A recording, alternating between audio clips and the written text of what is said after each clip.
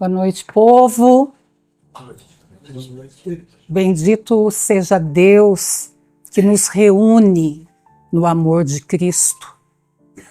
Bendito seja Deus. Recentemente eu conheci um homem com o nome Allan Kardec. Eu acho que meio por falta de assunto, nem imaginando o que me avizinhava, eu perguntei se era por conta do espiritismo.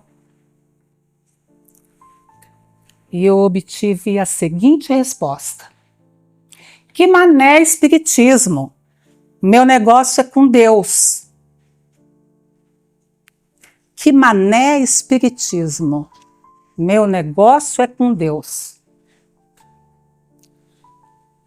Uma fala recentíssima, né? Que denota uma desinformação, um preconceito e uma verdadeira ignorância na acepção da palavra. Ignorância. Pessoa ignora todo e qualquer princípio a respeito do espiritismo com essa fala. E eu fico imaginando o dobrado que o Kardec teve que cortar.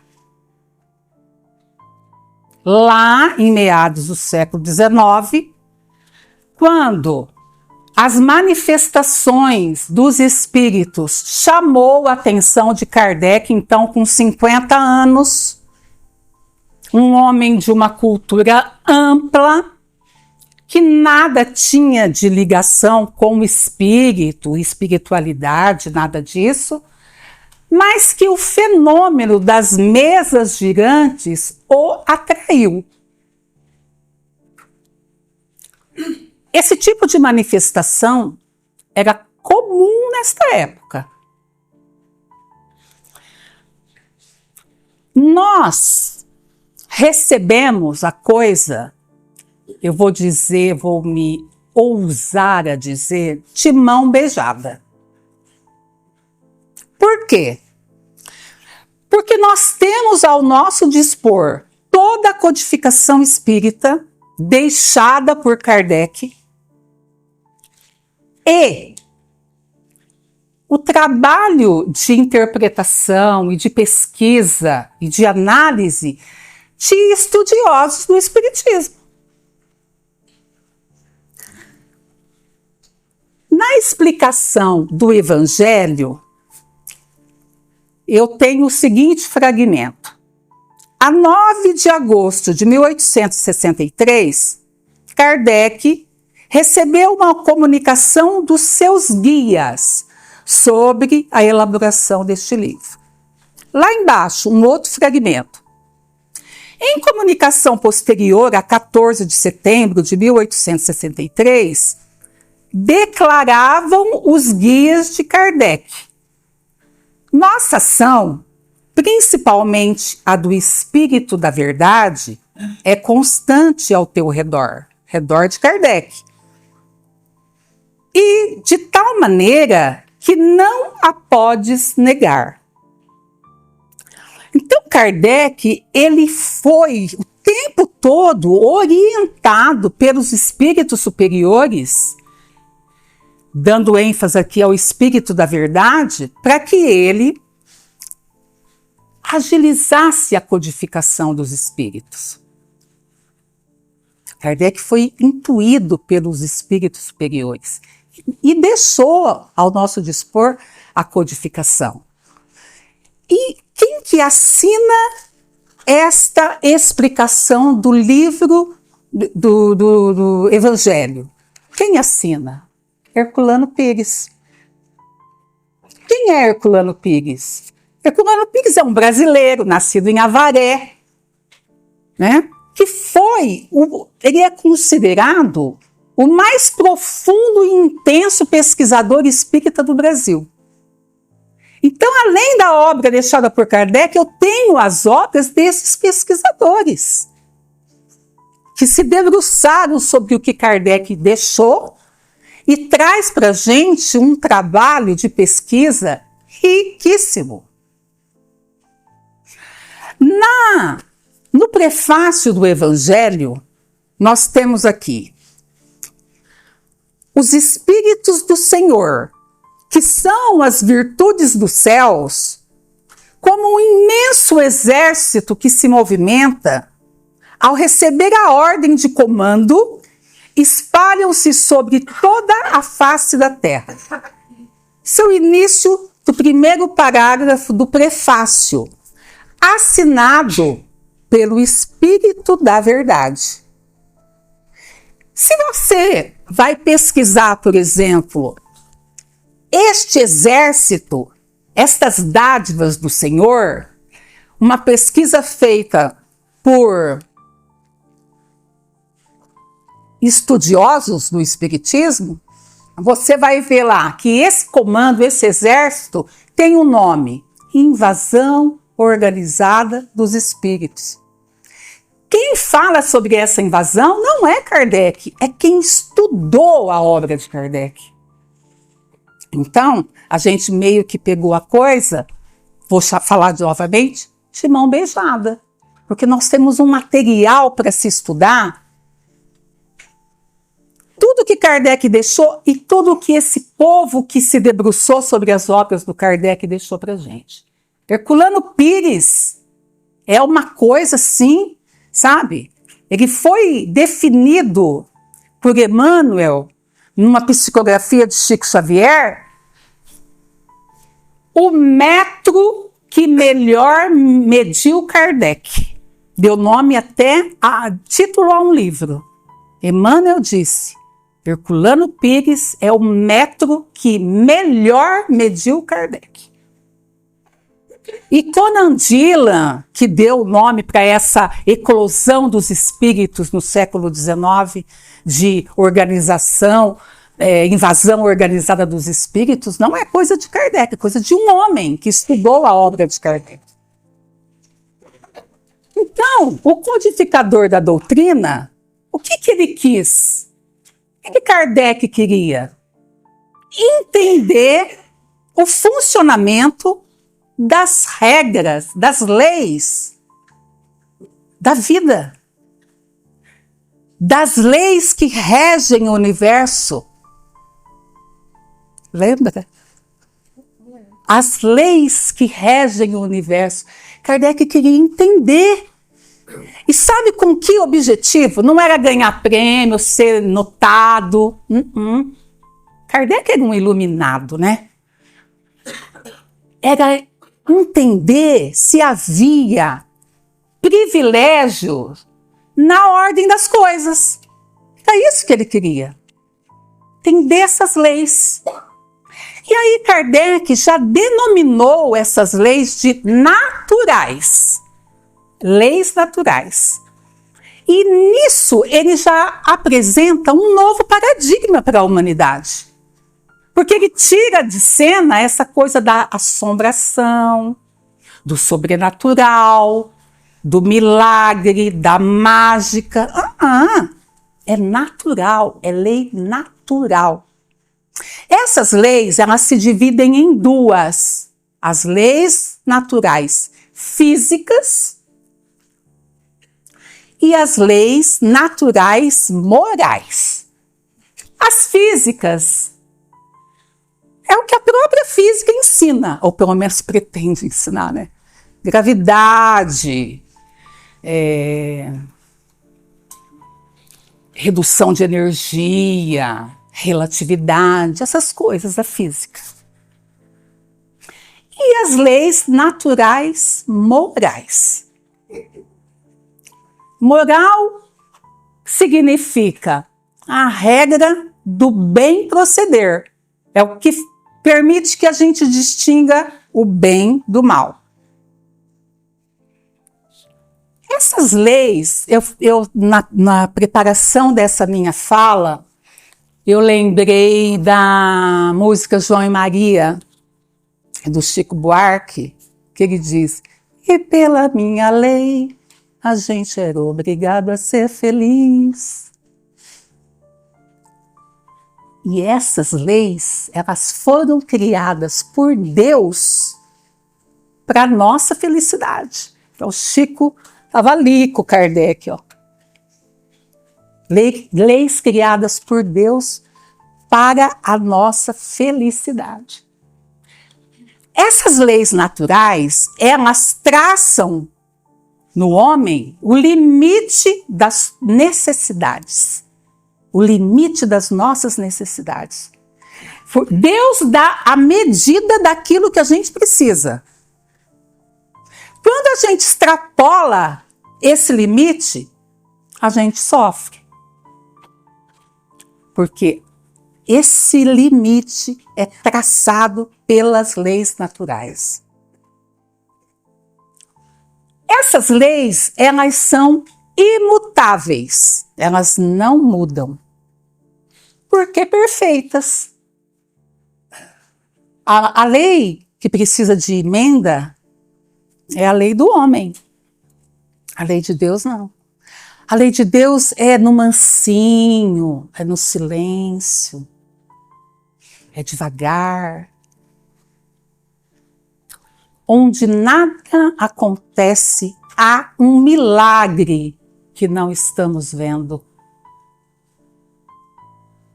Leon Denis, que é um outro divulgador, e do Espiritismo, ele tem uma frase nesse livro maravilhoso, que eu achei esse livro quarta-feira aqui na nossa biblioteca, e foi um achado. Ele tem uma frase, quando ele fala desse silêncio da natureza trabalhando, da lei acontecendo. A terra voga sem ruído sua extensão. A terra voga sem ruído sua extensão. E Kardec, para um efeito didático, ele resolve, então, classificar essas leis. Cria uma estrutura com a anuência dos espíritos superiores. Kardec pergunta, o que vocês acham dessa divisão que eu estou aqui apresentando para vocês em 10? As leis naturais são classificadas em 10. E os espíritos dizem que sensata, muito sensata essa divisão, porque ela engloba todas as circunstâncias da vida.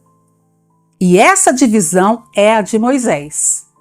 Os espíritos superiores falam isso na questão 468. Porque o Livro dos Espíritos foi a primeira obra da codificação e nele contém toda a doutrina. Toda a doutrina. Então, quando os espíritos mencionam Moisés, é porque lá em Moisés, nos 10 mandamentos, existe a síntese, que é o produto da evolução. Síntese é o produto da evolução. E nas leis naturais existe a análise. Certo? Observe a fala de Jesus e de todos os grandes mestres. A fala de Jesus é sintética. Todos os grandes pensadores é sintética. Mostra evolução. Mas Kardec apresenta a análise das leis naturais. Quem aqui poderia me dizer onde essas leis está escrita? Alguém poderia me dizer? As leis morais estão escritas onde? Na nossa consciência. Então a proposta, olha que coisa interessante e bonita, é que nós analisemos as leis para que a síntese se faça em nós. ou seja, a evolução. A lei deve estar escrita em mim. Eu devo ser um reflexo desta análise, que passa a ser uma síntese, que é o quê? O produto da evolução. Existem estudos em que é feito uma correlação entre mandamento e lei natural. Mandamento sintético, síntese. Lei natural, análise, para a gente entender. O livro dos Espíritos, nessa terceira parte em que se trabalha essas leis, está aqui, ó. O Evangelho é um desmembramento, é uma explicação, é a prática dessas leis. Todo o Evangelho é o estudo das leis morais.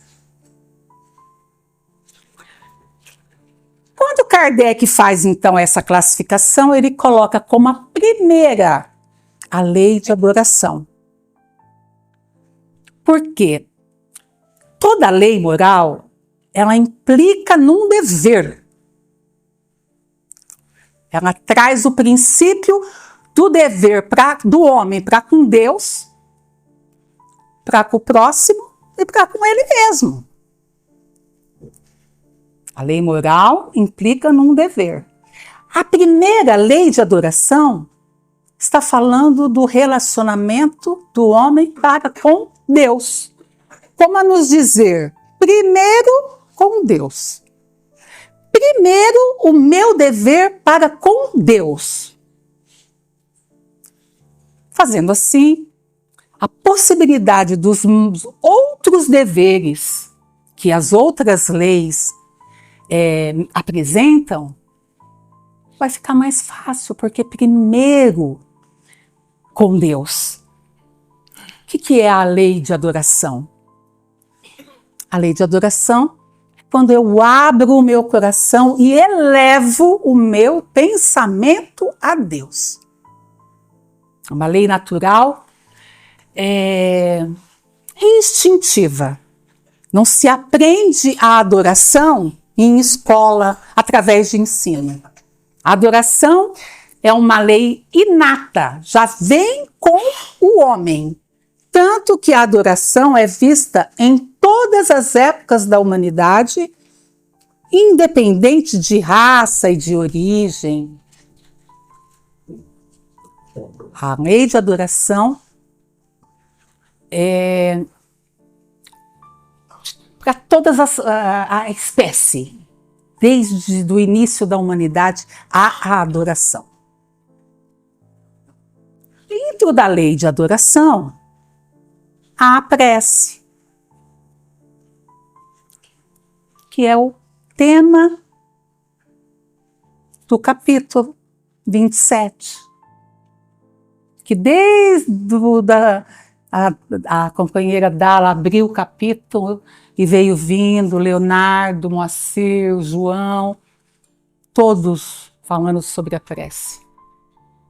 E Kardec, que tinha a arte de perguntar, né? Porque mais interessante até do que saber responder é saber perguntar, né?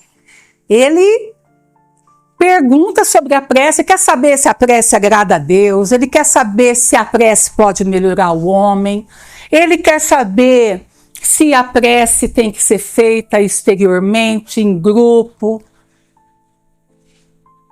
Prece, oração, rezo, súplica. Pouco importa o nome.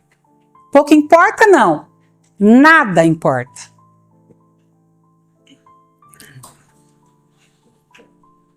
O que importa, o que vale numa prece é o sentimento. Dr. Quirino fraternalmente me alentou quando aqui eu não consegui fazer uma oração e ele disse assim: o importante é o sentimento. E eu, muito constrangida, me senti com esse comentário alentada. E agora, nesse estudo, percebe-se que é isso mesmo. A prece, ela é, vamos dizer assim, eficaz quando ela é envolvida pelo sentimento. Nada mais importa. Vocabulário usado, a extensão, o número de pessoas envolvidas, nada. O que vale é o sentimento. E a prece, ela é a principal ferramenta que nós temos de conexão com Deus. Em Atos dos Apóstolos, tem uma passagem de João, e tendo eles orado, moveu-se o lugar em que estavam.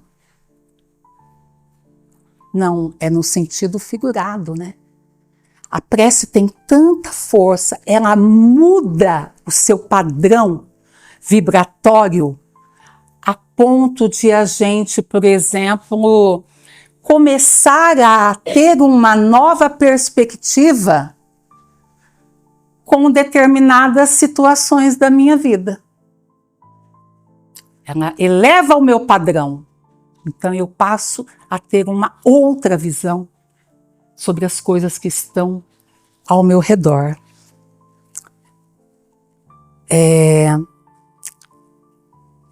Existe uma frase de Einstein que eu anotei aqui para dividir com vocês. Nenhum problema pode ser resolvido pelo mesmo estado de consciência que o criou. Eu tenho um problema, eu vou resolvê-lo do mesmo jeito, no mesmo padrão de vibração que eu estava, eu não vou conseguir. Agora, a partir do momento que eu exercito a oração, eu exercito a prece, o meu padrão sobe, a minha vibração é outra, e eu passo então a perceber aquela situação quase sempre desconfortável e problemática com um outro olhar. O caráter geral da prece impõe 3 coisas: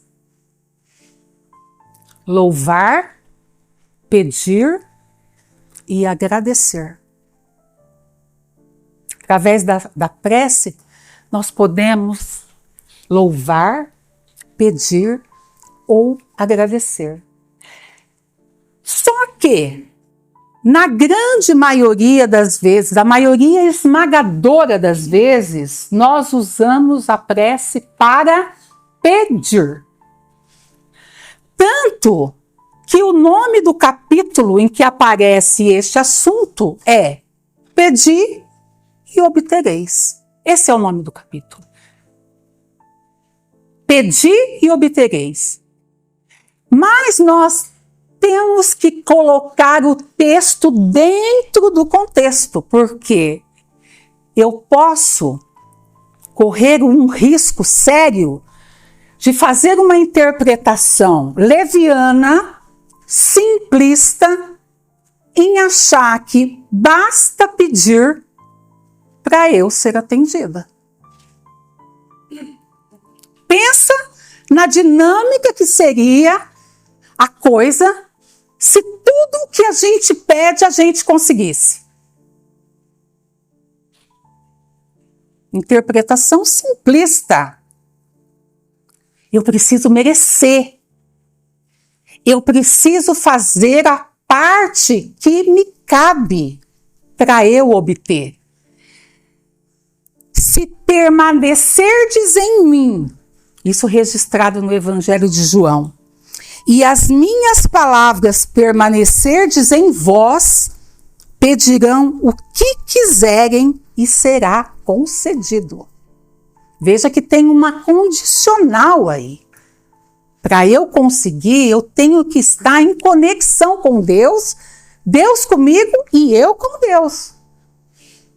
Porque embora Deus esteja o tempo todo comigo, nem sempre eu estou aberta para com Ele.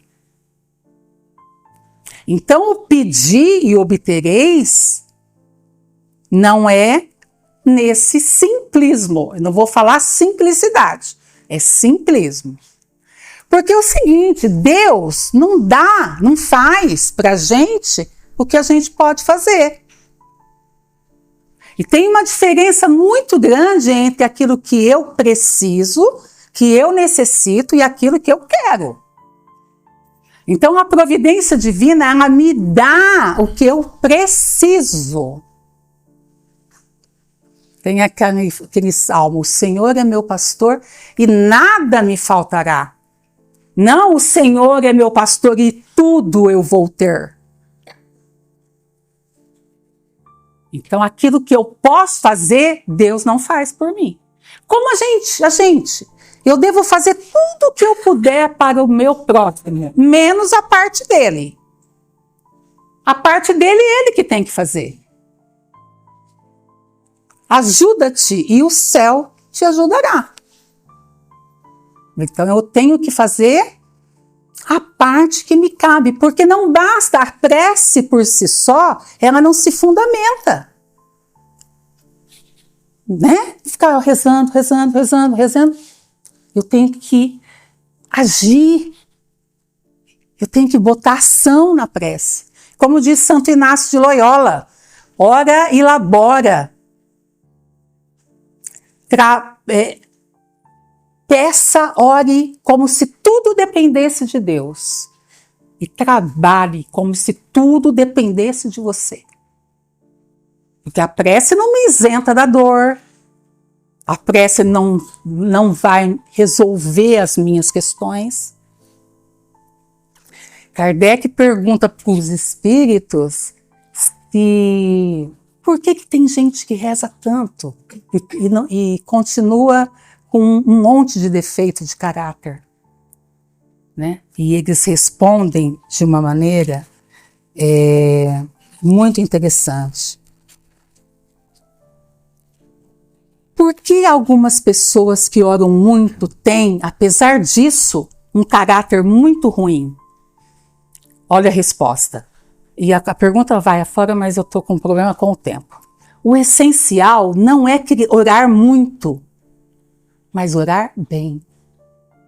Essas pessoas acreditam que todo o mérito está no tamanho da prece e fecham os olhos para seus próprios defeitos.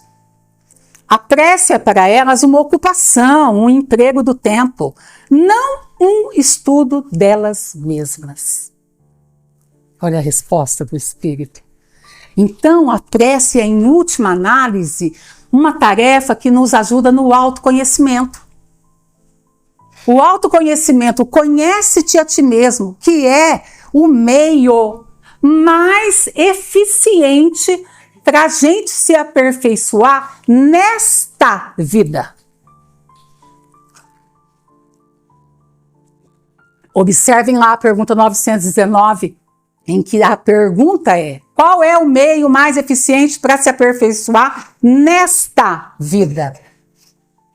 Conhece-te a ti mesmo, é o autoconhecimento.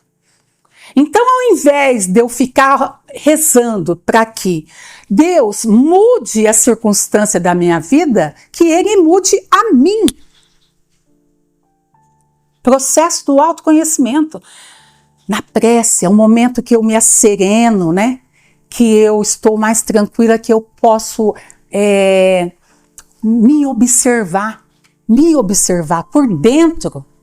Como tem uma frase, eu já falei na última vez que eu estive aqui, vou repetir: molda-se por dentro a chave com que me abro. O pulo do gato é o conhecimento interior. Porque a prece, ela é eficaz, ela é 100% eficaz. Não é quando eu peço para mudar a circunstância. É quando eu peço coragem. É quando eu peço força. Resignação. Para o que vir, eu aguentar. Porque as circunstâncias, muitas vezes, elas não vão ser alteradas porque eu preciso passar por aquilo. Ninguém evolui deitado em berço esplêndido. Ninguém evolui espreguiçando numa rede. Então a circunstância sofrida, o problema, a dor, ela faz parte do kit. A providência divina não vai me livrar daquilo. Agora ela vai me dar, com toda certeza, confiança, fé, força, resignação, abnegação. Isso não falha nunca. Então, a prece me ajuda nessa questão do autoconhecimento.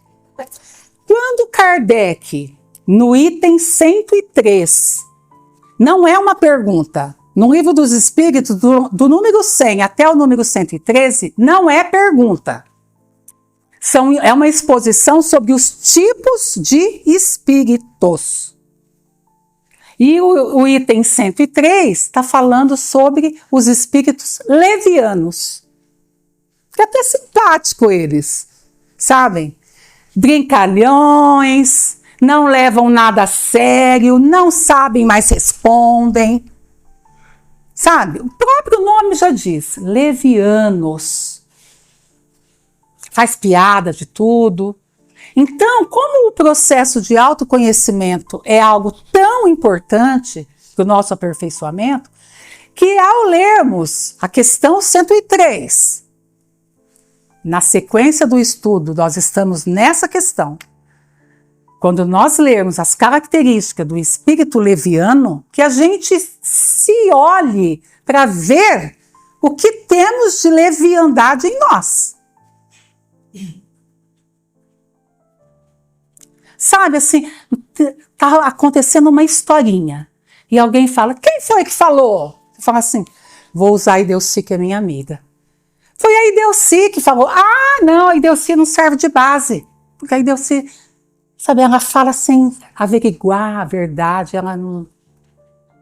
Sabe, é o espírito leviano, que não vai a fundo, que tudo é raso, que tudo é festa, que tudo é oba-oba. O que eu tenho de leviano em mim? Quais são os meus defeitos de caráter? Identificá-los e na batalha para ir melhorando, Mente aberta, honestidade, boa vontade para eu me conhecer. Preciso ter a mente aberta para eu entender, aceitar. Não, eu sou uma pessoa invejosa. Ou sou ciumenta, ou sou avarenta, ou sou fofoqueira. Mente aberta para aceitar. Honestidade para comigo mesma, porque mentir para si mesma é sempre a pior mentira. E ter boa vontade. Os espíritos mesmos nos dizem, nós temos toda a condição para nos melhorarmos, mas falta boa vontade. Boa, não é força de vontade, é boa vontade. Leon Denis, no livro O Problema do Ser, do Destino e da Dor, ele diz que a vontade é a maior de todas as potências. Sem vontade, sem eu querer, nada acontece.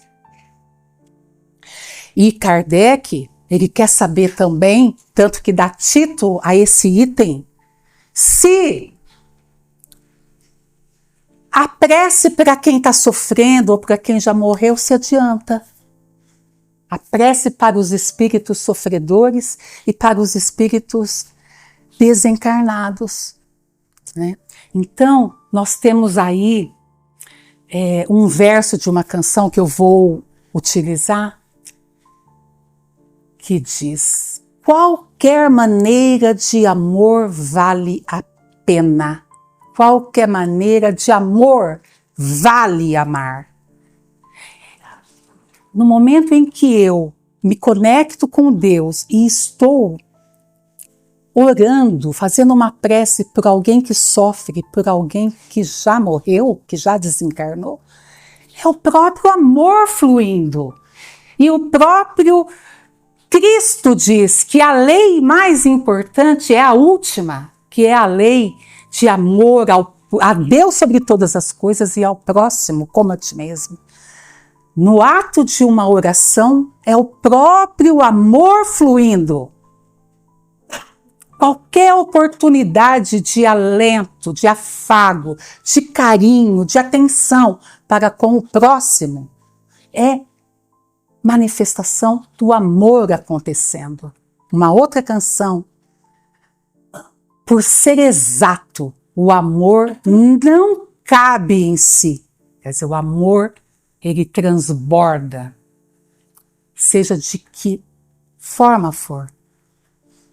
Pode ser simplesmente fazendo uma prece para alguém. Nós já sabemos essa lição, né? A lição nós sabemos de cor. Só nos resta aprender. O treino é aqui. Aqui nós estamos no treino. Mas o jogo é lá fora. É lá fora. É com a prece, é com a oração, é com o sentimento, é com a intenção. Mais uma vez, lembrando que na sexta-feira comemora-se 30 anos, né, de funcionamento da casa. Então, foram espíritos e são espíritos que nada tem de leviano, né? São espíritos comprometidos com o trabalho e com a palavra libertadora de Kardec, que, com todo respeito, é o cara Kardec.